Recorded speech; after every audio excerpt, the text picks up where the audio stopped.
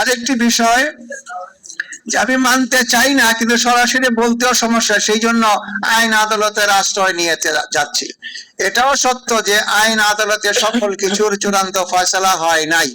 আমাদের মুক্তিযুদ্ধ আদালতের মাধ্যমে হয় নাই, আমাদের জুলাইও আদালতের মাধ্যমে হয় নাই। তাহলে আদালতে যারা বসছেন তারাও জুলাইয়ের একটা ফলাফল হিসাবে বসেছেন।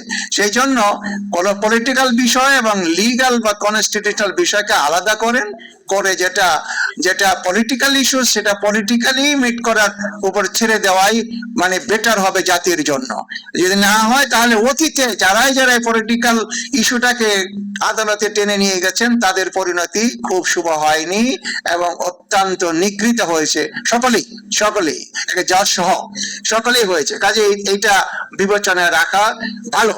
এটা হচ্ছে যে আমাদের এখন করণীয় কি? আমাদের করণীয় হচ্ছে যে বাংলাদেশের যে সংবিধান, এটা কিন্তু সংবিধান প্রণয়ন পরিষদ কর্তৃক কখনোই কোনো কালেই কিন্তু হয় নাই। এটা আমাদের যে সংবিধান প্রথম হয়েছে সেটা কিন্তু পাকিস্তান এবং ইস্ট পাকিস্তান যে পরিষদ ছিল তাদের নির্বাচিতদেরকে নিয়েই ঘোষণা করা হয়েছে যে এরাই সংবিধান প্রণয়ন করবে, এবং সেটাই করা হয়েছে।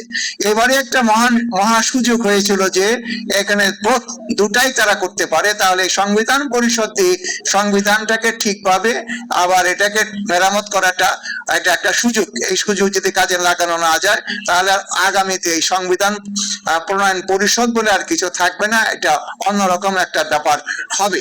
তাহলে আজকের যে এই যে বিষয়টা, এই বিষয়ের জন্য আমি বলবো দুটা জিনিস দায়ী। একটা হচ্ছে ইন্টারিমের ফরমেশন। ইন্টারিম গভর্নমেন্টের যে ফরমেশন ছিল তারা জুলাইকে ধারণ করে নাই বলে আমি মনে করি পুরাপুরি।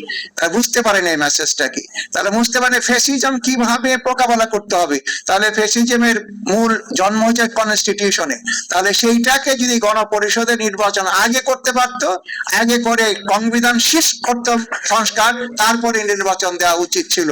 কিন্তু তারা এই ভুল করেছে, জ্ঞাতসারে হোক অজ্ঞাতসারে হচ্ছে, তার ফলাফল এখন ভোগ করা হচ্ছে, কিন্তু সেটা তারা মানেনি।